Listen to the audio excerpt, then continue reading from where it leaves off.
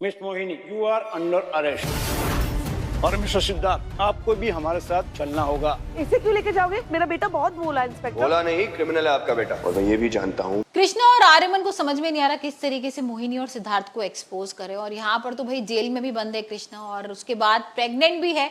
यहाँ पर ये खुशखबरी भी सामने आ गई थी कि भाई वो प्रेग्नेंट है, और सारे घर वाले बहुत खुश भी थे। यहाँ पर आर्यमन तो बहुत ही खुश था कि मोहिनी का बॉयफ्रेंड जेकब, वो भी तू ही है। और मुझे ये भी पता है कि अनुराधा को किडनैप भी तूने करवाया है, गोली भी तूने चलवाई थी।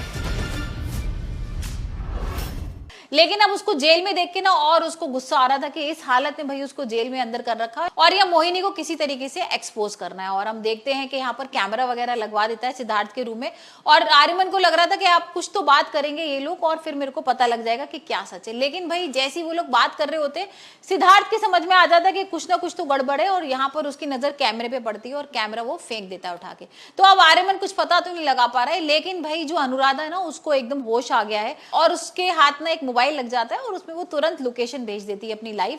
और उसको लगता है कि अब जैसी लाइव लोकेशन देखेंगे तो कृष्णा और आर्यमन आ जाएंगे। लेकिन भाई उससे पहले ही यहाँ पर सिद्धार्थ और मोहिनी को पता लग जाएगा कि इसने ऐसे कोई लाइव लोकेशन वगैरह भेजी, और उसकी जान ले लेंगे। तो अब देखना पड़ेगा भाई आर्यमन और कृष्णा किस तरीके से सच बाहर लेकर आएंगे, क्योंकि एक अनुराधा उनका आखिरी सहारा थी। उनको लग रहा था कि अनुराधा से वो बातचीत कर लेते और अनुराधा भाई सच बताती कि क्या था।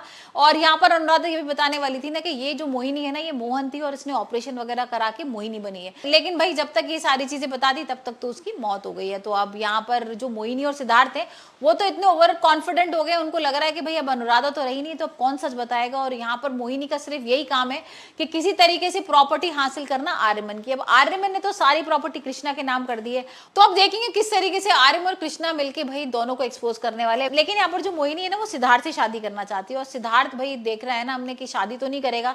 यहाँ पर वो सिर्फ उसको सहारा बना रहा था आर्यमन और कृष्णा को बर्बाद करने के लिए और उसकी प्रॉपर्टी छीनने के लिए। तो अब देखेंगे जब शादी की बात आएगी सिद्धार्थ की, तो सिद्धार्थ का क्या रिएक्शन होता है।